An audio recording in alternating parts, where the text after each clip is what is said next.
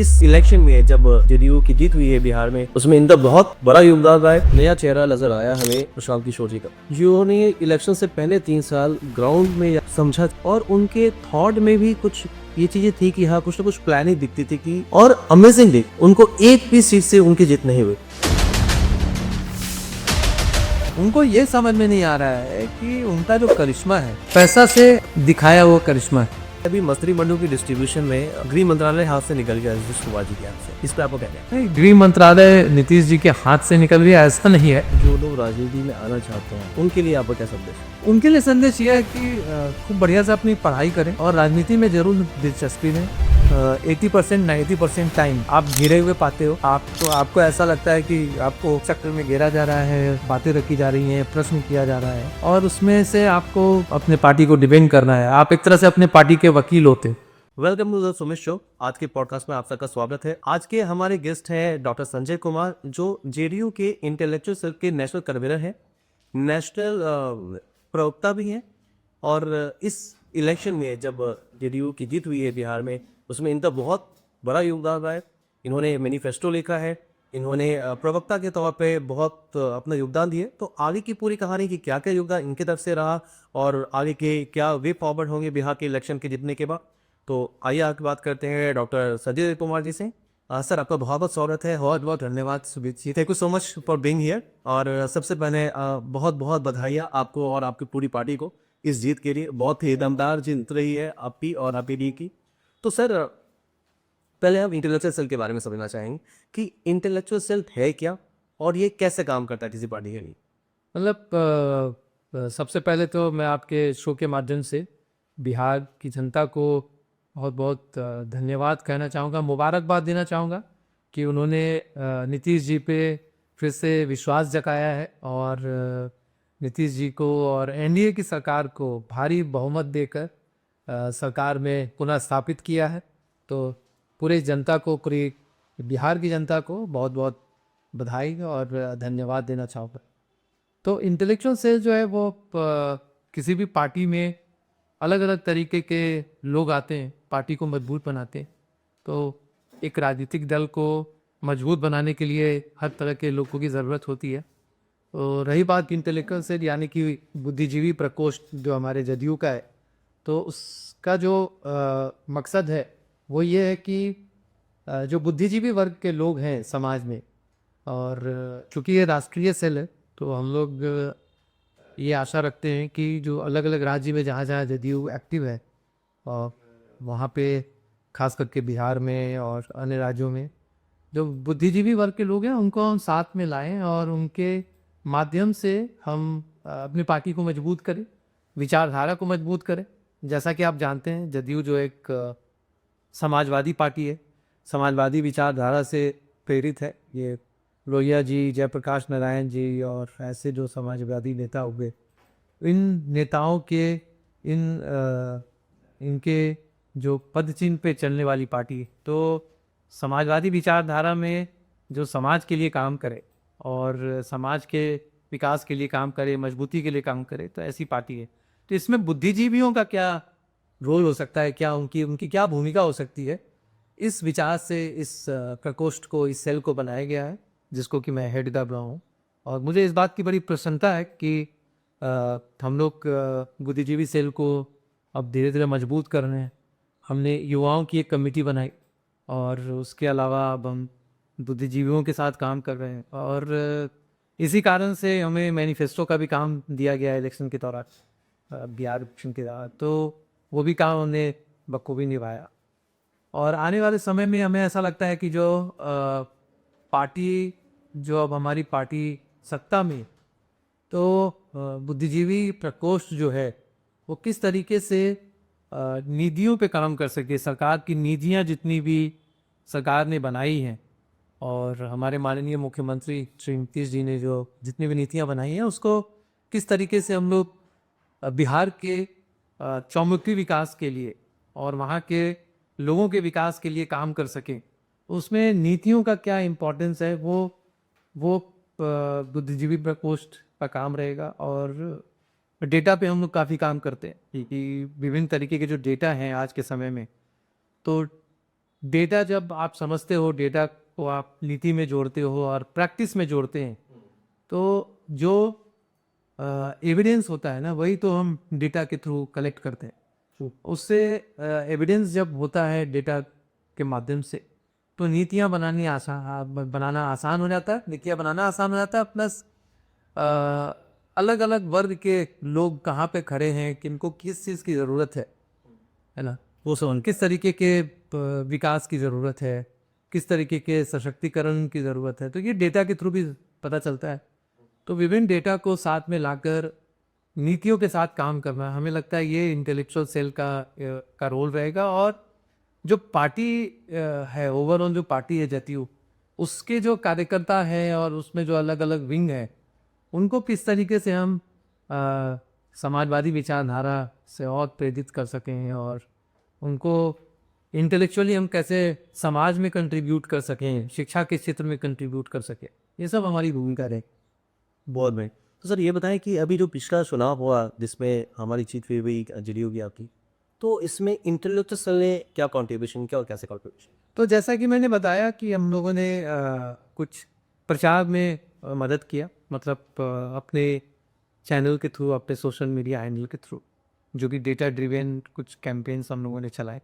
इसके अलावा हमने मैनिफेस्टो बनाने में योगदान किया। मैनिफेस्टो एक तरीके से एक तरह से वचन पत्र होता है ना, घोषणा पत्र होता है, जो पार्टी जो है अपने आने वाले इलेक्शन में रखती है जनता के सामने। जनता उसको देखती है, जनता उसको समझती है, और मतलब वो हमारा वचन होता है एक तरीके से कि हम आगे 5 साल में ये करेंगे।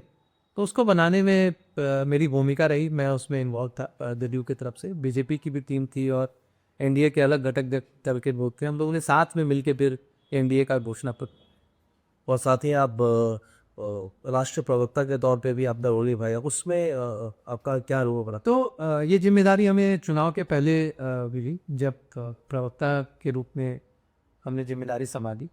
तो एक नई टीम बनी, उसमें मैं भी था, और उसमें से जो बाकी लोग थे उस टीम में, वो भी इंटेलेक्चुअल सेल पे ही लोग थे, और प्लस जो पहले से प्रवक्ता थे पटना। तो मैंने उसमें, मेरे लिए एक नई नई चुनौती थी, क्योंकि आप अपने, हम ऐसी पार्टी रहे जो सत्ता में थी, और हम वापस से सत्ता में आने के लिए अपना प्रचार कर रहे थे। तो जब आप प्रवक्ता होते हैं तो अलग अलग चैनल्स पे, डिबेट्स में या जो न्यूज़ रूम्स में आपको अलग अलग तरीके से घेरा जाता है ना, और आपको उसमें डिफेंड करना होता है। आपको घेरा जाता है, मतलब आपकी पार्टी को घेरा जाता है, आपकी सरकार को घेरा जाता है। तो बहुत सारे मुद्दे होते हैं वहाँ पे, ऑपोजिशन के भी लोग होते हैं जब डिबेट्स होते हैं। तो बड़ा रोचक रहता है, और ये एक बड़ा अलग तरीके का अनुभव रहा, जहाँ पे कि 80% 90% टाइम आप घिरे हुए पाते हो। आपको ऐसा लगता है कि आपको चक्र में घेरा जा रहा है, बातें रखी जा रही हैं, प्रश्न किया जा रहा है, और उसमें से आपको अपने पार्टी को डिफेंड करना है। आप एक तरह से अपने पार्टी के वकील होते हो, एडवोकेट होते हो। तो आपको आपको बचाव करना होता है, पॉइंट्स रखनी होती हैं, जो आपके पार्टी ने अच्छा काम किया है, सरकार ने अच्छा काम किया है, उसको बताना होता है। तो ये सब बड़ा दिलचस्प रहा, ये पूरा इलेक्शन का दौर। एक एक दिन में 6-6 7-7 भी कार्यक्रम हमने किए न्यूज़ चैनल्स में। मतलब 5 बजे शुरू होते थे, 10 बजे ख़त्म हो रहा है, ऐसा भी हुआ। तो बहुत ही चैलेंजिंग था, but at the same time बड़ा इंटरेस्टिंग रहा वो।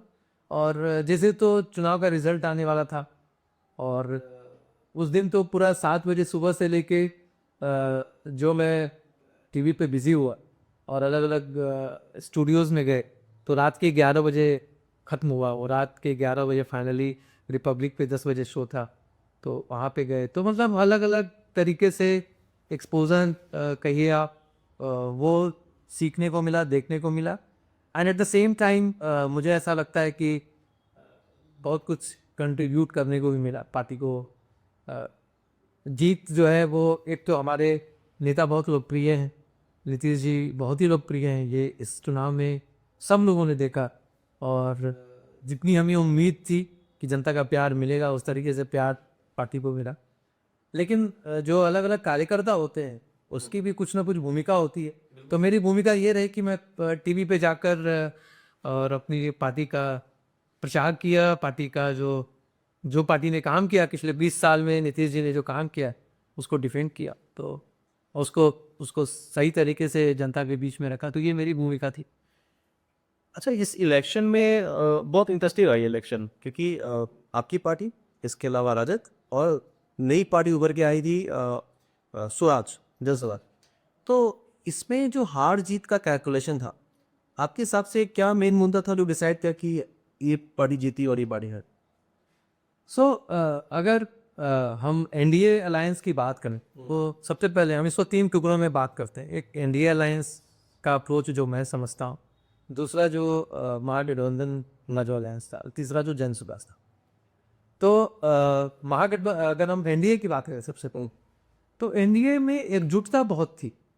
और ये जब से तैयारी शुरू हुई, मतलब आप समझ लीजिए कि अगस्त या उससे पहले, जुलाई अगस्त से ही एनडीए बहुत सक्रिय था और सब जगह एनडीए का कार्यकर्ता सम्मेलन हुआ। हर जिले में एनडीए का कार्यकर्ता सम्मेलन हुआ। और फिर उसके बाद एनडीए का कार्यकर्ता सम्मेलन मतलब हर पार्टी के नेता उसमें होते थे, बड़े बड़े नेता होते थे, प्रदेश अध्यक्ष होते थे। और फिर हर जगह पे एनडीए के कार्यकर्ताओं को मोबिलाइज किया गया। तो उससे ये हुआ कि एक माहौल बना, मतलब वो सबसे पहले वो किया गया। फिर उसके बाद एनडीए ने हर विधानसभा क्षेत्र में एक एक सभा की, है ना, इलेक्शन से पहले। तो ये सब अनाउंस होने के पहले की बात मैं कर रहा हूँ। तो उससे हर विधानसभा क्षेत्र में, पहले तो जिला स्तर पे हुआ, फिर विधानसभा क्षेत्र में मोबिलाइजेशन हुआ। और उस मोबिलाइजेशन के कारण, और जो पहला जो मोबिलाइजेशन का फेज चला, कार्यकर्ता सम्मेलन और फिर विधानसभा क्षेत्र में, तो इससे एनडीए की एकजुटता जो थी ना, वो देखने को मिली। और जो सभी नेता साथ में हर जगह मूव किए, अलग अलग टीम बनी और टीम जो अलग अलग काम किए, तो उसमें सब जगह पे जो मोबिलाइजेशन हुआ, एकजुटता देखने को मिली। उससे मोमेंटम बना इलेक्शन का, इलेक्शन का माहौल गया। और फिर वो माहौल जो है, फिर जब चुनाव की घोषणा हुई, उसके बाद जो कार्यक्रम बना, बहुत कम समय होता है चुनाव की घोषणा के बाद, क्योंकि सबसे पहले तो हर पार्टी सीट का बंटवारा होता है कि भाई कौन कितना सीट पे लड़ेगा, किसको कितने सीटें मिलेंगी। उसमें भी मतलब बहुत अच्छे से एनडीए ने अहेड अहेड थी। मतलब महागठबंधन के अगर आप देखें तो हम लोग बहुत आगे थे, बहुत पहले डिसीजन हो गया हमारा सीट डिस्ट्रीब्यूशन कि कौन कितने सीट्स पे लड़े। तो वो हमें काफ़ी एज दिया। और फिर वो सीट का डिस्ट्रीब्यूशन जो पार्टियों हो गया, पार्टियों ने फिर अलग अलग पार्टियों ने अपने अपने जो भी टिकट मांगने वाले लोग थे उनका असेसमेंट करके फटाफट टिकट दिया और प्रचार में जुट गए, कैंडिडेट प्रचार में जुट गए। और फिर साथ में कार्यक्रम बन गया कि एनडीए के कौन कौन से नेता कहाँ कहाँ के प्रचार करें, है ना। और मोदी जी ने बहुत शोज की, बहुत सारे जनता के साथ सभाएं की। मोदी जी के सभाओं में मतलब बहुत प्रेम मिला जनता का, बहुत ही लोग आए हर जगह पे। फिर नीतीश जी कई जगह पे गए, मतलब अनप्रेसिडेंटेड जितना आप सोच सकते हैं। लोग कहते थे कि उनकी तबीयत ठीक नहीं है, नीतीश जी नहीं कर पाएंगे कुछ, है ना। उन्होंने इस चुनाव में ही नहीं, इस चुनाव के पिछले 1.5-2 साल से वो पूरे बिहार में घूमते रहे। और इलेक्शन के दौरान तो एक समय ऐसा आया जब बारिश हो गई, और जो हमारे नेता प्रतिपक्ष हैं तेजस्वी यादव जी, वो फोन से संबोधित कर रहे थे जनता को, है ना। और वहीं पे दूसरे तरफ जिसको, जो हमारे नेता को जो लोग कह रहे थे कि बीमार हैं, तबीयत ठीक नहीं है, वो रोड से निकलकर और 150 किलोमीटर दूर जाकर प्रचार कर रहे थे, जनता से मिल रहे थे, जनता के बीच थे। तो ये जो अंतर था ना, ये बहुत साफ था कि एनडीए जो है वो चुनाव सही मायने में बहुत सीरियसली लड़ रही थी, प्लान करके लड़ रही थी और बहुत सीरियसली लड़ रही थी कि मतलब चुनाव है, जनता के बीच जाना है, अपनी बात रखनी है, सभी नेताओं को आना है, तो स्टार प्रचारकों को आना है। तो सब बड़े ही सुनियोजित तरीके से और संगठित तरीके से सब ये काम ये दिखा भी और इसका रिजल्ट भी फिर दिखा। रिजल्ट तो बिल्कुल बम्पर दिखा। राइट। अब मैं दूसरे खेमे में जाता हूँ थोड़ा, है ना। तो दूसरे खेमे में जहाँ महागठबंधन की बात है करें, तो एक तरफ हम चुनाव की तैयारी कर रहे थे, सब कुछ चल रहा था, दूसरी तरफ ये लोग एक ऐसे मुद्दे को लेकर बैठे हुए थे जिसको कि सुप्रीम कोर्ट ने भी माना कि ये मुद्दा नहीं है, आप लोग गलत वोट में, या चोरी का वोट चोरी, एसआईआर, ये सब तो बढ़िया। अब एसआईआर में फैक्चुअली ये था कि ये एक कानून के तहत कराया जा रहा था और इसका कानूनी प्रावधान है इलेक्शन कमीशन के पास कराने का, और ये जरूरी था क्योंकि इतने सारे लोग मर जाते हैं, कितने सारे लोग जो डायरेक्ट होते चले जाते हैं। Time to time rectification. तो रेक्टिफिकेशन जरूरी है, शुद्धिकरण जो है रोल का, इलेक्टोरल रोल का, वो बहुत जरूरी। तो ये जो शुद्धिकरण हो रहा था, इसमें राहुल गांधी जी को ऐसा लगा, जो कि इसी तरीके के पॉलिटिक्स करते हैं। आप अगर उनका पिछले 10 साल का इतिहास देख, मतलब वो जब से राहुल गांधी जी आए हैं तो शायद 100 या कुछ इलेक्शन हार चुके हैं, है ना। तो इतने इलेक्शंस वो हार चुके हैं अभी तक, और उसमें मतलब उनके नेतृत्व में उनके वो आला कमान जो बने हैं या जो कुछ भी है, तो उनका यही होता है कि कोई मुद्दा, एक ड्रामेटिक मुद्दा वो उठाते हैं, जनता के बीच जाते हैं और फिर वो गायब हो जाते हैं। तो इस बार भी यही हुआ, आए तेजस्वी जी के साथ घूमे। अब बिहार में या कहीं भी आप अगर काफिला लेके घूमो तो पब्लिक जो है वो आ जाती है देखने के लिए। पब्लिक, अब उनको लग रहा था कि ये पब्लिक जो है सब वोट चोरी का नारा लगा रहे हैं, ऐसा कुछ भी नहीं था, क्योंकि एक कंप्लेन नहीं आया कि मेरा रोल से नाम कट गया, मेरा नाम नहीं है। सरकार ने, इसी ने, इलेक्शन कमीशन ने इतना समय दिया कि आप आराम से आकर अपनी बात रख सकते थे, फेजेस में सब कुछ हुआ, एक कंप्लेन नहीं आया पब्लिक के तरफ से। ये लोग मुद्दा उठाते रहे, सुप्रीम कोर्ट में जाते रहे, बड़े शांतिपूर्वक तरीके से सब कुछ हो गया, और बिहार का एसआईआर ऐतिहासिक समय में खत्म हुआ। वही आप देखें दूसरे जगह एसआईआर हो रहा है तो फिर वहां पे यही ड्रामा वो लोग फिर से शुरू कर रहे। सो महागठबंधन मुद्दों को उठा नहीं पाई, जो भी मुद्दे थे उनके, वो जनता को पसंद नहीं आया, जनता को रास नहीं आया। या फिर ये भी कह सकते हैं कि शायद वो मेंटली उस तरह से प्रिपेयर नहीं थे, वो प्लानिंग नहीं थी, और इसलिए कुछ तो नहीं, कुछ नहीं, वो एकजुटता नहीं थी। आप देखिए ना, कांग्रेस के अंदर विभाजन हो गया। कांग्रेस के लोगों ने आज तक वो नारा लगा रहे हैं, आज तक वो प्रोटेस्ट कर रहे हैं कि कांग्रेस के अंदर सीट चोरी हुई, मतलब सीट चोरी इन सेंस की सीटें बेची गई, बेची। तो जहां वो वोट चोरी का नारा लगा रहे थे, उनके लोग सीट बेच रहे थे, टिकट बेच रहे थे, टिकट चोरी हुई। तो ये तो उनके पार्टी की हालत थी कांग्रेस की।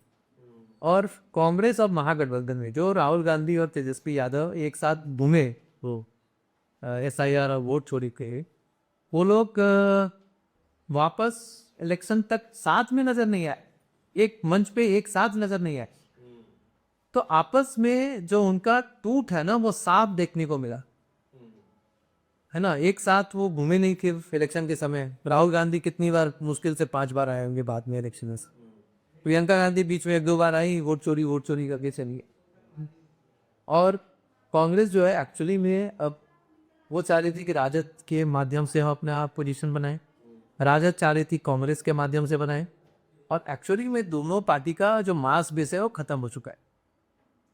राजद अपने एक जाति के टैग से ऊपर उठ नहीं पा रही, उसके कारण उनके अंदर बहुत सारे, अब जो उनका मंथन भी चल रहा है, आत्मंथन, उसमें लोग दोषारोपण कर रहे हैं, अपने लीडरशिप पे उंगली उठा रहे हैं। लीडरशिप जो है वो परिवारवाद इतना ज़्यादा फैला रहा है, एक ही परिवार के लोग सब जगह दिख रहे हैं, और जनरल राज जो है एक मुद्दा बना रहा। जनरल राज इसलिए मुद्दा बना रहा क्योंकि जो लोग 20 साल से ऊपर के हैं, है ना, 25 साल से ऊपर के हैं, 30 साल से के आसपास के, क्या उसके ऊपर के, वो ना भूल नहीं पाए हैं बिहार के उस फेज को जहाँ पर इस परिवार ने बिल्कुल परिवारवाद तो फैलाया नहीं, उसके अलावा हर कुछ चीफ मिनिस्टर के घर से वहाँ के जो जितने भी क्राइम्स होते थे किडनैपिंग होते थे उसको वहाँ पे वो लोग कंट्रोल करते थे। ये उस दौर की बात है जब पूरा हिंदुस्तान लिबरलाइज हो रहा था, है ना। 90s की बात है जब मनमोहन सिंह की सरकार थी और लिबरलाइजेशन शुरू हुआ था 91 में। मतलब कांग्रेस की सरकार थी, बाद में मनमोहन सिंह आई। तो वो जब वो दौर था जब पूरा भारत में इंडस्ट्रीज लग रहे थे, लिबरलाइज हो रहा था, इन्होंने किडनैपिंग इंडस्ट्री को बढ़ावा दिया। बिहार में जो ये काम इन्होंने किया वो किडनैपिंग इंडस्ट्री को बढ़ावा दिया था। इनके यहाँ से तय होता था कि किस डॉक्टर को उठाना है, किस व्यवसायी को उठाना है।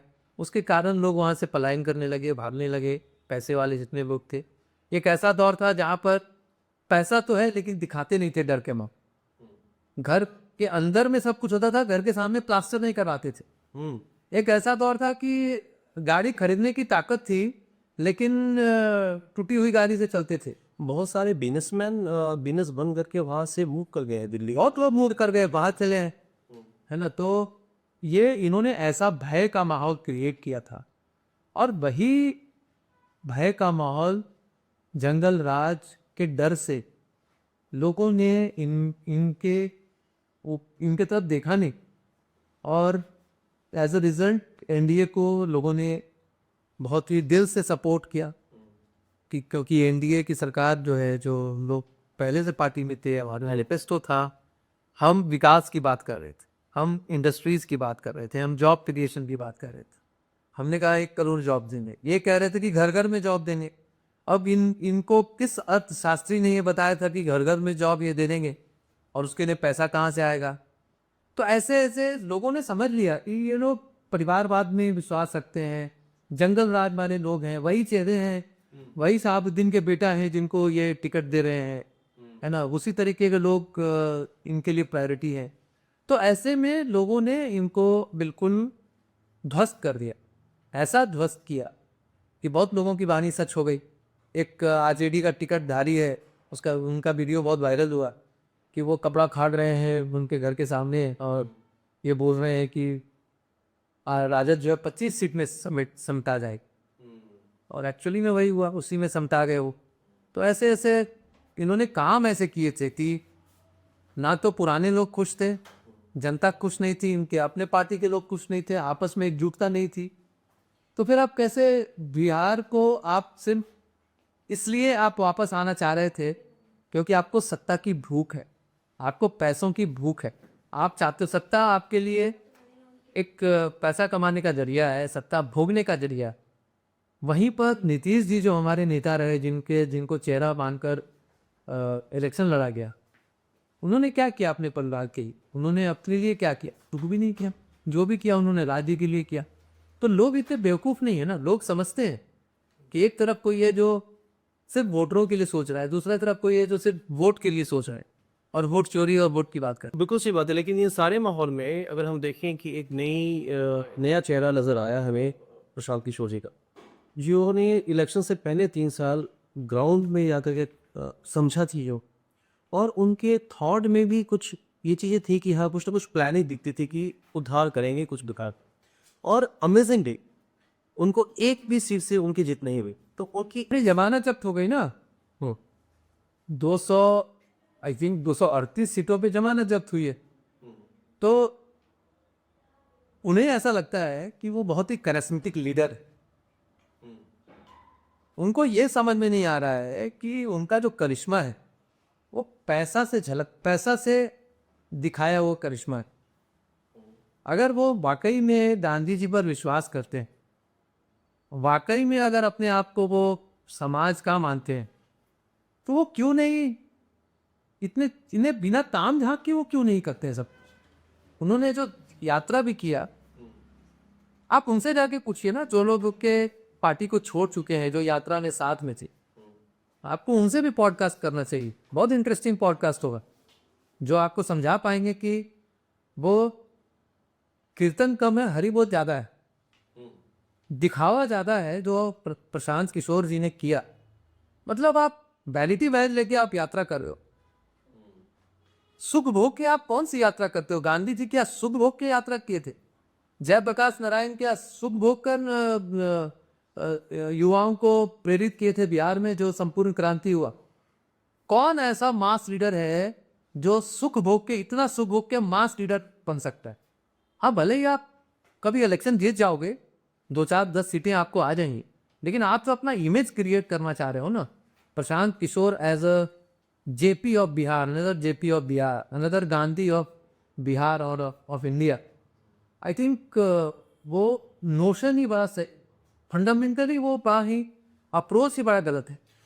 ये बड़े सीखे हुए आदमी हैं, हम लोग जैसे लोग उनको सिखा नहीं सकते हैं, लेकिन जो ताम झाम उन्होंने रैली में, आपने कहा कि जनता के बीच जाके समय दिया उन्होंने समझने का सब।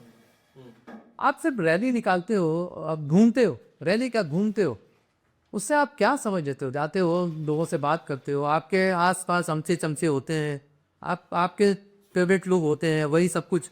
जब आपने पहली बार आपने यात्रा की, पूरा मैनेज था वो आईपैक की तरफ से, आईपैक की पूरी टीम लगी हुई थी, जो उनकी पॉलिटिकल कंसल्टेंसी की टीम है वो लगी हुई थी। उसके बाद उन्होंने, उनका जो आप अगर अंडरस्टैंड करो ना, उनका बड़ा इंटरेस्टिंग तरीके से उन्होंने पीआर का काम किया है ना, जिसमें उन्होंने ऐसा जादू क्रिएट किया जिसमें कि बहुत सारे मीडिया वाले आकर्षित हो गए, बहुत सारे पॉडकास्ट वाले आकर्षित हो गए, है ना। सोशल मीडिया पे वो बिल्कुल छाए रहे इलेक्शन से पहले, और उनके जब भी आप सोशल मीडिया खोलते थे तो ऊपर से नीचे तो उनकी पूरी टीम फौज काम करती है ना, पूरी फौज इनकी काम करती है। जन स्वराज के नाम से आप देखो 100 हैंडल्स हैं जो काम कर रही है, अलग अलग तरीके से बातें रख रही हैं, तो वो पूरा आईटी टीम काम कर रहा है। अगर सोशल मीडिया पे आप पैसे खर्च कर रहे हो, हाँ पैसा आया है उन्होंने, और वो पैसा कहाँ से आया ये तो जांच का विषय है। ये कि पैसा, इतना पैसा आपके पास कैसे आया कि आप जयप्रकाश नारायण बनने चले हो, गांधी बनने चले हो, और आप मतलब राम मनोहर लोहिया बनने चले हो। क्या आप एक तरफ विचारधारा, आप बड़ी बड़ी बातें कर रहे हो, जिस दिन वो हारे चले गए गांधी जी के पास जाकर और मौन धारण कर रहे हैं। अच्छा, बहुत सारे ड्रामा को ठीक करते हैं, पॉलिटिकल ड्रामा को अच्छा करते हैं, लेकिन जो एक्चुअल में जो कनेक्ट है ना लोगों के साथ, वो आपको इस्टेब्लिश करना पड़े। बहुत सारे लोग ये भी कह रहे हैं कि प्रशांत किशोर जी को का चेहरा सिर्फ इस इलेक्शन में इसलिए लाया गया डेमी की तरह, ताकि उनको एक अपोजिशन लीडर की तरह दिखाया जाए और शायद इलेक्शन में उनको यूज किया जाए। क्या ये सही? देखिए, ऐसा है ना कि ना तो मैं जानता हूँ ना आप जानते हैं। हाँ, इसलिए सवाल। वो अपने आप में एक मृग मरीचिका है ना। उनको समझना जो है ना, वो मेरे ख्याल से उनको छोड़कर उनके पार्टी के कोई भी, मैं तो कई लोगों से उनके पार्टी जो छोड़ चुके हैं उनसे बात किया हूँ, जो उनके साथ हैं उनसे बात कर चुका हूँ, और मुझे ये समझ में आया कि उनको शायद ही कोई समझ पाएगा। एक जो पॉलिटिकल फ्रॉड हुए वो अरविंद केजरीवाल, और ये दूसरा लगता है कि हमारी बिहार की धरती पर आकर ये जो है अपना ये जो धंधा चलाने का काम कर रहे हैं। तो मुझे इसमें कोई संकोच नहीं कि ये कहने में कि उन्होंने पैसे का तमाशा दिखाया है अभी तक। और आप सोचिए ना कि 21,000 रुपया उन्होंने एक कैंडिडेट से लिया जो बनना चाहता था, एप्लीकेशन इन्होंने किया, है ना। मतलब मैं तो एक पॉडकास्ट तो आपके साथ प्रशांत किशोर जी पे ही कर सकता हूँ, लेकिन मैं उसमें नहीं आना चाहूँगा डेप्थ में। बट 21,000 रुपया एक से लिया। उनके यहाँ भी कितने लोगों ने कपड़े फाड़े जब टिकट अनाउंस हुआ, तो सबको आशाएं और उम्मीद दिखा दी, है ना, कि आपको टिकट मिलेगा, आप अप्लाई करो, आप अप्लाई करो, सबसे अप्लाई करवाया। मतलब एक तरीके का, सबसे पहले क्या होता है ना, जो एक बिजनेसमैन होता है वो क्या करता है, या फिर कोई भी जिसको दुकान चलाना होता है तो पहले अपना खर्चा करता है ना, फिर दूसरे के पैसा निकालता है। तो ये उन्होंने यही किया, पहले अपना पैसा इन्वेस्ट किया जो उन्होंने कमाया था, या फिर बहुत सारा जन स्वराज फाउंडेशन से पैसे लाया, सीएसआर का पैसा लाया, आई डोंट नो। मतलब वो तो अब ये जर्नलिस्ट लोग तहकीकात करें या जिनको भी तहकीकात करवाएं करें, लेकिन उन्होंने आज तक खुल के बताया नहीं, डिटेल में नहीं बताया जन स्वराज फाउंडेशन क्या है, उसका पैसा कहाँ से आता है, उसका पैसा खर्चा कहाँ होता है, क्या आप पॉलिटिक्स में उसका पैसा खर्चा कर रहे हो, नहीं कर रहे हो। तो एक तो वो बड़ा भी एम्बिग्यूटी है उनके पूरे सोर्स ऑफ इनकम में और खर्चा करने के पैटर्न, नंबर 1। नंबर 2, बहुत सारे लोगों से उन्होंने 21,000 रुपये का चंदा लिया कि आप एप्लीकेशन करोगे तो आपको 21,000 रुपये देना पड़ेगा। उससे उन्होंने लाखों करोड़ों रुपये जो है रेज कर दी। और फिर खर्चा कौन करता है? जो इलेक्शन में जो कैंडिडेट खड़े होते हैं वो खर्चा करते हैं। और ऐसे कर करके अब कहते हैं कि हमसे कोई मिलने आएगा तो 1,000 रुपया देगा। उनके भाई कौन भारत में ऐसा नेता हुआ है, जन नेता, जो मिलने का पैसा देता है? है ना। मायावती जी के बारे में हमने सुना था, वो भी औपचारिक नहीं है, कोई घोषणा नहीं है ना, लेकिन इन्होंने तो घोषणा किया। इनके दो स्टेटमेंट आई, एक कि मैं अपनी इनकम का 90% पैसा जन स्वराज के लिए रखूंगा, और दूसरा कि मैं उससे ही मिलूंगा जो पहले जन स्वराज को पैसा देगा। तो दोनों डॉक्टर है ये, बड़े डॉक्टर हैं ये, फीस लेते हैं, मतलब बड़े बड़े नेता है ये।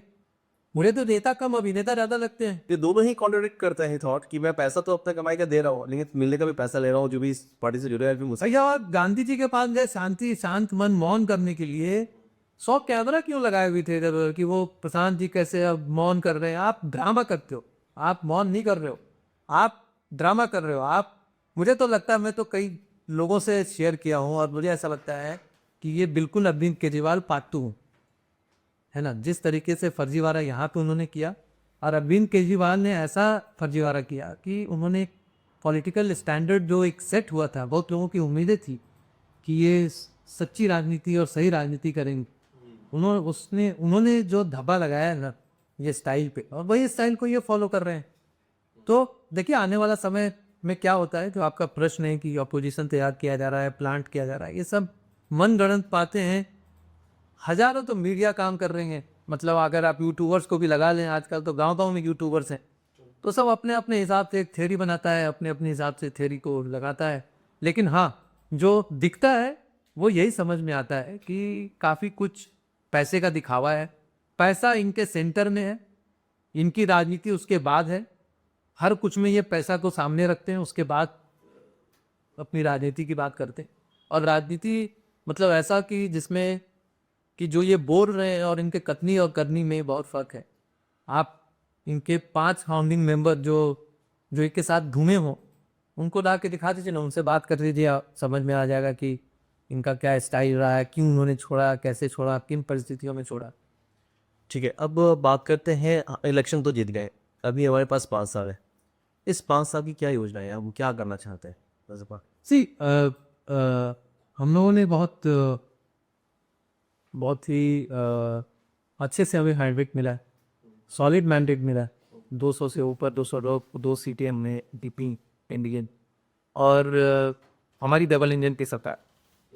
तो सबसे ज़रूरी जो चीज़ है अभी बिहार में, वो जॉब्स का इशू है, नौकरी का इशू है, और उसको टारगेट करने के लिए, उसको पूरा करने के लिए 1 करोड़ जॉब्स, मतलब जॉब क्रिएशन और सरकारी जॉब्स की बात हमने रखी है, हमारे माननीय मुख्यमंत्री ने अनाउंस किया है। तो उसके लिए हम लोग इंडस्ट्रियलाइजेशन जो उस पर काफ़ी फोकस है। लेकिन यहाँ पे मैं रोक रहा हूँ, इंडस्ट्रियलाइजेशन के लिए और सरकारी जॉब की हम बात कर रहे हैं। 1 करोड़ अगर हमें जॉब देनी है तो इंडस्ट्रीज बैठाने में वो कैसे सपोर्ट करेगा, सरकारी जॉब को कैसे सपोर्ट करेगा? नहीं, सरकारी जॉब, पूरे सरकारी जॉब थोड़ी ना होंगे, हाँ, लेकिन इंडस्ट्रीज का जो इकोसिस्टम है जब क्रिएट होता है तो बहुत सारे सरकारी तंत्र की भी ज़रूरत पड़ती। तो सरकारी जॉब्स हम मान लीजिए कि 10 to 15% हम क्रिएट करें, लेकिन जो 80%, 85 से 90% है, ये हम इंडस्ट्रीज कर दो। जब इंडस्ट्रीज इतनी आएंगी तो बहुत सारे सेवाओं की ज़रूरत पड़ेगी, बहुत सारे लोग उसमें जुड़ेंगे, काम करेंगे, और उन सेवाओं को देने के लिए सरकार की जो सेवाएं हैं वो बढ़ेगी, मतलब सिटीज़ बढ़ेगी, गांव में सुविधाएं बढ़ेगी, जहाँ ना इंडस्ट्रीज बनेगा वहाँ पर पूरा इकोसिस्टम बनेगा, तो सरकार भी तो खेलेगा। तो रोजगार के अलावा और कौन कौन सा तो रोजगार जो है वो सबसे बड़ा फोकस है। फिर है कि हम स्किलिंग का काम काफ़ी करना चाहते हैं स्टेट में, और स्किल बेस्ड एजुकेशन का काम करना चाहते हैं। एजुकेशन को हम काफ़ी मतलब नई तकनीक के साथ उसको, स्मार्ट क्लासेस हो, चाहे एआई बेस्ड जो भी इंटरवेंशन है एजुकेशन हो सकता है, उसके ऊपर हम लोग काम करेंगे। और एजुकेशन ने एक बहुत बड़ा जो मिसिंग गैप हमें दिखता था, वो ये कि जो बच्चे हैं बिहार के, वो ज़्यादातर बच्चों को पता नहीं होता है कि, और ख़ास करके जो सरकारी स्कूल में पढ़ रहे हैं, उनके फर्स्ट जनरेशन लर्नर्स हैं, उनके पेरेंट्स स्कूल नहीं गए हैं, उनके पेरेंट्स मजदूरी का काम करते हैं, तो उनको ये पता नहीं होता है कि आगे चल के करना क्या है। इवन लोअर मिडिल क्लास के बच्चे, इनको कुछ आइडिया नहीं होता है कि करियर क्या क्या हो सकता है, भारत में कहाँ कहाँ पढ़ सकते हैं। तो इसलिए हम लोगों ने एक मैनिफेस्टो में प्रॉमिस किया है कि हम हर एक सरकारी स्कूल में 9वीं क्लास से ऊपर के जितने भी स्कूल्स हैं और कॉलेजेस जितने हैं, यूनिवर्सिटीज़, उसमें हम लोग करियर काउंसलिंग का प्रोविज़न शुरू करें और करियर काउंसलिंग के लिए हम लोग एक्सपर्ट्स को रखेंगे ताकि हर बच्चा को इन्फॉर्म्ड चॉइस लेने का, मतलब फैसला लेने का मौका मिल सके, उसे पता हो सके कि उसके अंदर टैलेंट क्या है, आगे क्या कर सकता है। और साथ में कॉलेज के लेवल पे हम लोग प्लेसमेंट सेल का भी प्रावधान शुरू करेंगे ताकि जो बच्चे अंडरग्रेड कर रहे हैं, मास्टर्स कर रहे हैं, उनको किस तरीके से प्लेस किया जा सके इंडस्ट्री में, तो वो भी हमारे एजेंडा में है। और अभी तक क्या होता है कि बिहार जैसे राज्यों में होड़ लगा हुआ है कि या तो नीट की तैयारी करनी है या जेईई की तैयारी करनी है, विदाउट नोइंग द फैक्ट कि बच्चा का अपना रुझान किधर है। मेरा अगला सवाल है, अभी मंत्रिमंडल की डिस्ट्रीब्यूशन में गृह मंत्रालय हाथ से निकल गया नीतीश कुमार जी के हाथ से, इस पर आपको कहते हैं? नहीं, गृह मंत्रालय नीतीश जी के हाथ से निकल गया ऐसा नहीं है। जब आप मुख्यमंत्री होते हैं तो आप ही अलग अलग मंत्रालयों का बंटवारा करते हैं, है ना। और जब आप एक कोलिशन में काम करते हैं तो आप मतलब हम शुरू से कहते आ रहे हैं कि हम एक 5 पांडव की तरह है ना। तो जब आप एक 5 पांडव की तरह काम करते हो, एक फैमिली में अगर 5 लोग हैं और आप ऐसा सोचो कि मतलब दिन का खाना किसी को मिल गया, रात का खाना किसी को मिल गया, तो ऐसे थोड़े ना कि आपसे छीन लिया गया या आपके हाथ से निकल गया वो खाना, ऐसा नहीं होता है। मतलब सब लोगों को बराबर बराबर कुछ ना कुछ तो मिलता है जब आप परिवार में होते ताकि हर कोई वहाँ पर अपनी भूमिका निभा सके, अपना अपना अपना समझ सके परिवार को, और एक साथ एकजुटता दिखाकर ही फिर आप आगे बढ़ते हो। तो जो गृह मंत्रालय है वो हाथ से निकला नहीं है, वो नीतीश जी ने सम्राट चौधरी जी को वो दिया है ना, गृह मंत्रालय देखने की। और गृह मंत्रालय निकल जाने का मतलब या देने का मतलब ये नहीं होता है कि वो मुख्यमंत्री नहीं, आखिरकार तो सारे मंत्री मुख्यमंत्री को रिपोर्ट कर रहे हैं, मुख्यमंत्री के विश के हिसाब से ही कोई मंत्री होता है, ये तो कॉन्स्टिट्यूशन का प्रावधान है ही। तो ऐसा कुछ नहीं है, बिल्कुल नहीं है। और हम लोगों मतलब सब साथ मिल के काम कर रहे हैं। और मंत्रालय में आप देखिए कुछ नए चेहरे आए हैं, जैसे श्रेयसी सिंह है, तो वो यंगेस्ट मिनिस्टर बनी है वो इस कैबिनेट की, और स्पोर्ट्स में आई हैं, वो खुद इतना कुछ खेल चुकी हैं इंटरनेशनल स्तर पे। तो बड़ी उम्मीद है कि ऐसे ऐसे युवा लोग आएंगे बिहार में। स्पोर्ट्स एक बहुत बड़ा सेक्टर है जिसपे राज्य सरकार और केंद्र सरकार का फोकस है। आप देखिए बिहार में इस मतलब स्टेट ऑफ आर्ट स्टेडियम्स बने हैं, एशिया लेवल के गेम्स हुए हैं, है ना। और स्पोर्ट्स पे बहुत फोकस है। अब हर जिले में माननीय मुख्यमंत्री जी ने जितने भी स्टेडियम्स थे डिस्ट्रिक्ट लेवल के सबके नवीकरण के लिए जो है वो सैंक्शन हो गया, कैसा सब वो मॉडर्नाइज किया जा रहा है सारे स्पोर्ट्स स्टेडियम को। तो स्पोर्ट्स में हम चाहते हैं कि हमारे बच्चे जो हैं, हमारे राज्य के बच्चे अच्छा करें।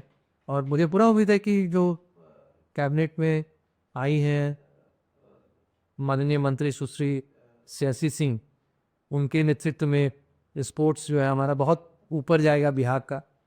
एंड तो ये सब एक अच्छे संकेत हैं। आप देखें कि ये सब बदलाव के अच्छे संकेत हैं। इसलिए कि क्या गया क्या नहीं आया वो नहीं है, ओवरऑल हमारा एनडीए का गवर्नमेंट है, एनडीए की सरकार है और नीतीश जी इसके मुखिया हैं, तो वो ज़्यादा मायने रखा है।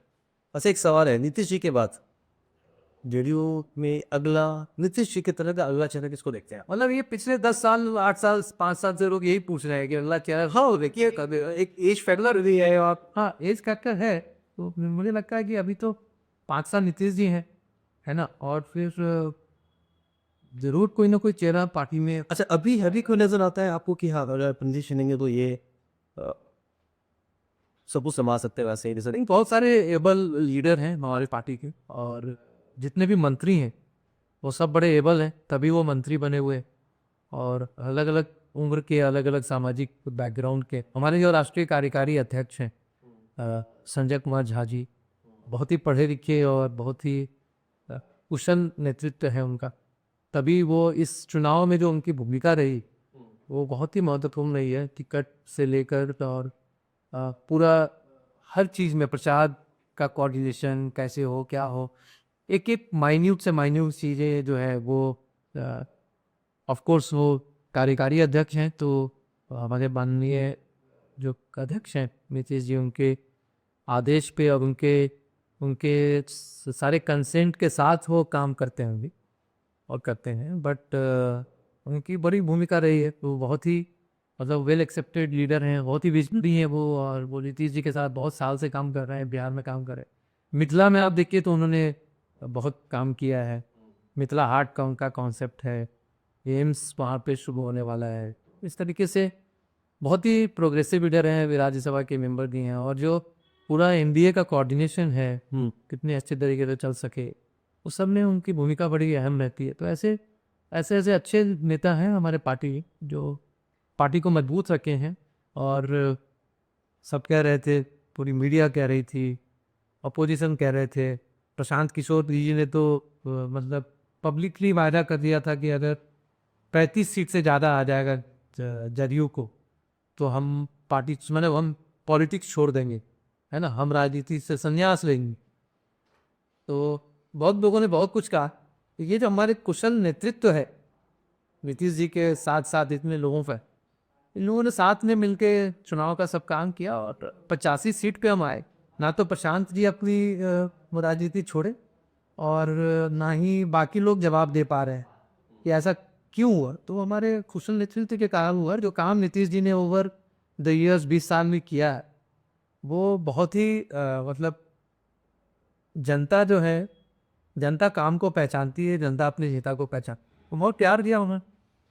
अच्छा, आप पहले एजुकेशन रहे, हार्वर्ड में आपने पढ़ाई करी, फिर आप लक्ष्मी मित्तल को संभाला यहाँ का, फिर लक्ष्मी मित्तल जो एजुकेशन फाउंडेशन है, और फिर आप अपने कुछ प्रोग्राम्स चलाए एजुकेशन पे को रिफॉर्म करने में। अभी भी आपकी खुद के अपने काम है जहाँ पे आप एजुकेशन पे नाम दे रहे हैं, फिर आपने राजनीति को क्यों चुना? तो ये बड़ा इंटरेस्टिंग सवाल है। कई लोग पूछते हैं और कई लोग ऐसा सोचते हैं कि मतलब राजनीति में कोई चला जाता है तो वो किस तरीके का व्यक्ति होगा, उसके बारे में एक प्रश्न चिन्ह लगा देते हैं सब। But at the same time ये फैक्ट है और ये सबको समझना चाहिए कि हमारे देश की राजनीति, राज्य की राजनीति, पंचायत की राजनीति और नगर निकाय की राजनीति, ये सब चीज़ें ही तो सब कुछ डिसाइड करती, वही वही दिशा निर्देश और आगे ले जाने का काम करती है वो, क्योंकि यही लोग नीति बनाते हैं अलग अलग स्तर पे। तो इसलिए राजनीति में होना बहुत ज़रूरी है। तो राजनीति में हर तरह के लोग आते हैं और अच्छे लोगों को, पढ़े लिखे लोगों को आना चाहिए। दूर से रहकर किसी चीज़ को की बुराई करना, दूर से रहकर ये बता देना, जज कर देना कि पॉलिटिशियंस ऐसे होंगे, वैसे होंगे, नेता ऐसे हैं, राजनीति खा, तो वो आपके लिए इन्फ्लुएंसिंग फैक्टर क्या था जो आपको तो मैंने ऐसा सोचा कि मैं एजुकेशन में, जैसा आपने कहा कि काफ़ी काम करते रहो और इच्छा है कि एजुकेशन में काम करते रहो, तो मुझे एजुकेशन में, स्किलिंग में, ग्रोथ में, तो ये सब मुझे लगा कि और बिहार से बहुत प्रेम है। तो मतलब वो एक वो होता है कि जो बॉन्डिंग है स्टेट के साथ वो बड़ा ज़बरदस्त है। दुनिया देखा, हार्वर्ड में पढ़ाई की, फुल स्कॉलरशिप के वहाँ गए, आकर हार्वर्ड का सेंटर यहाँ पे संभाला। तो सब कुछ करने के बाद मुझे ऐसा हमेशा ऐसा लगता रहा कि अपने राज्य को देना है। तो पहले भी मैंने बहुत सारे काम किए, जिस ऑर्गेनाइजेशन में पहले था मैं सेवा में, वहाँ रहते हुए हमने बिहार में बहुत काम किया। लेकिन जो स्केल पे काम होना चाहिए ना, कि थोड़े स्केल पे आप कैसे इम्पैक्ट ला सकते, तो मुझे लगा कि वो मैं मिस कर रहा हूँ कहीं ना कहीं। ये मैं सही प्लेटफॉर्म की तलाश में था और मुझे लगा कि अगर आप राजनीति में होते हो या सरकार के साथ आप काम करते हो, सरकार में होते हो, तो आप बड़ा परिवर्तन ला सकते हो, बड़ा बदलाव ला सकते हो। तो वो मुझे, इसलिए मुझे ये एक इन्फ्लुएंसिंग फैक्टर लग। और फिर मैंने पार्टी चुनने का काम सोचा उसमें मुझे जदयू लगा कि मैंने काफ़ी तहकीकात किया, पढ़ाई की, जानते भी थे बहुत चीज़ जदयू के बारे में, नीतीश जी के बारे में, कौन नहीं जानता। तो मतलब ये सब मुझे लगा कि ये राइट पार्टी हो सकता है मेरे लिए। और फिर मैंने डिसाइड किया, फिर जो हमारे कार्यकारी अध्यक्ष हैं उनसे हमने मुलाकात की, उन्होंने बहुत इंस्पायर किया, वो हमारे यूनिवर्सिटी जेएमयू से पढ़े हुए। तो ये सब फैक्टर्स रहा बहुत सारा, लेकिन जो मोस्ट इन्फ्लुएंसिंग फैक्टर रहा वो कि जदयू इसलिए ज्वाइन किया कि मुझे लगा कि मैं अपने राज्य में सबसे ज़्यादा काम करना चाहता हूँ, राज्य को देना चाहता हूँ, तो ये एक अच्छा माध्यम हो सकता तो now you are the platform है, तो है। ये सब एक बड़ा प्लेटफॉर्म है। अब उसको, अब जैसे मैंने टेस्ट ही बनाना था, तो उसमें अपने जो जो चीज़ें मैं करना चाहता था या लगता था कि बिहार के लिए होना चाहिए, तो मैंने मतलब बिल्कुल वो चीज़ें उसमें डाली, और वो बिहार के लिए डाली, वो मेरे लिए नहीं है। तो मेरे लिए राजनीति वो मेरा लक्ष्य नहीं है, मेरे राज्य के लिए मेरा लक्ष्य है कि मैं अपने राज्य के लिए कुछ करूं। और मैं चाहता हूं कि ऐसे ही और पढ़े लिखे लोग आएँ और हमसे जुड़े, हमारे पार्टी से जुड़े, और इसको माध्यम बनाए अपना पब्लिक सर्विस के लिए, जो समाज के लिए बहुत लोग करना चाहते हैं। तो ऐसे लोग आ भी रहे हैं, मिल भी रहे हैं, तो हम चाहते हैं कि पढ़े लिखे लोग आएँ। तो नए नए युवाओं के लिए या फिर जो लोग राजनीति में आना चाहते हैं उनके लिए आपका क्या संदेश है? उनके लिए संदेश ये है कि खूब बढ़िया से अपनी पढ़ाई करें, पढ़ाई पूरी करें, और राजनीति में ज़रूर दिलचस्पी लें। लेकिन राजनीति में इसलिए दिलचस्पी लें कि अ, अपने देश को कुछ देना है, राष्ट्र निर्माण में अपनी भूमिका निभानी है। इसलिए नहीं कि मेरा अपना करियर राजनीति में, करियर बनेगा आपका, लेकिन आपका एम क्या है वो बड़ा इम्पोर्टेंट है। आप अगर उसको एक अपना कमाने का जरिया बना लेते हो, बहुत लोग ये भी सोचते होंगे, तो वो गलत है। मुझे लगता है कि वो अपने कमाने का जरिया आप ज़रूर एक बना के रखें, ताकि आप मेंटली फ्री रहें, फिनेंशियली आप सिक्योर्ड रहें। फिनेंशियली सिक्योर जरूर कर राजनीति में अगर आना है तो। और दोनों को मिक्स नहीं कर, जैसे कहते हैं ना, ड्रिंक एंड ड्राइव को मिक्स नहीं करना चाहिए। मुझे लगता है कि आपका लाइवलीहुड्स और आपकी राजनीति गलौसा गलत होनी चाहिए, मेरा अपना मानना है। और ज़रूर आए, अपना लाइवलीहुड सेट कीजिए, राजनीति में इंटरेस्ट लीजिए, राजनीति में डीप जाइए, चुनाव लड़िए, अपने मतलब नीति बनाने में अपनी भूमिका निभाइए, अपने समाज को बदलिए। बाकी सब तो बाई प्रोडक्ट है, जो कुछ भी है वो नाम, शोहरत और ये सब चीज़ें तो बाई प्रोडक्ट है, वो अपने आप आती। लेकिन लोग पहले अगर उसमें लग जाते हैं ना, तो मुख्य जो जो विचार है, जो एम है, वो उससे भटक जाते हैं। तो भटके नहीं, है ना, अपने आप को ज़मीन पे रखें और हमेशा उद्देश्य रखें कि हम अपने अपने देश के लिए क्या कर सकते हैं, अपने राष्ट्र के लिए क्या कर सकते और इंटेलेक्चुअल से जुड़ने के लिए लोगों का क्या कदम है? हैं। इंटेलेक्चुअल से जुड़ने के लिए हमारे मतलब जनता दल ऑफिस दिल्ली में भी है, बिहार में भी है, वहाँ आ सकते हैं और मुझे संपर्क कर सकते हैं, हमारी टीम को संपर्क कर सकते हैं। हमारा सोशल मीडिया हैंडल है, फेसबुक पे है, इंस्टाग्राम पे है, सब जगह है। और मेरा ईमेल आईडी है, उस पर लोग लिख सकते हैं। तो sanjaykumar.harvard@gmail.com, उस पर लिख सकते हैं। और आए, जुड़े, और हम लोग बहुत कुछ करने वाले हैं बिहार के लिए, देश के लिए। तो बिहार का मजबूत होना हमारे भारत के लिए, हमारे देश के लिए बहुत ज़रूरी है, क्योंकि बिहार एक बड़ा प्रदेश है। इनफैक्ट लगभग 10% जो है पॉपुलेशन बिहार में है, और इतने बड़े प्रदेश में, और ग्रोइंग पॉपुलेशन है, फास्टेस्ट ग्रोइंग इकॉनमी है, और एस्पिरेशंस है, बहुत मेहनती लोग हैं। तो बिहार का मजबूत होना, जितना बिहार बढ़ेगा उतना हमारा देश तरक्की करेगा। तो हमें लगता है कि हमारी जो जो योजनाएं हैं वो सब हम लोग अच्छे से क्रियान्वित करें और बिहार को खुशहाल बनाएं। So thank you so much sir for being here, और हमारी तरफ से बहुत शुभकामनाएं हैं, आपकी जितनी की योजनाएं हैं वो सारी सफल हैं, उस पर काम हो और बिहार की जब वो सब कुछ मिले इसके आस में वो बैठे हैं। Thank you so much. आपको बहुत बहुत शुक्रिया, और सभी दर्शकों को बहुत बहुत शुक्रिया। उम्मीद है आपको हमारी ये बातचीत पसंद आएगी, और आप आए बिहार में, हमारे पार्टी से जुड़े, अच्छा काम करें। हमारे पार्टी से नहीं भी जुड़े तो बिहार के लिए अच्छा काम करें, अपने देश के लिए अच्छा काम करें, यही संदेश है। Thank you so much.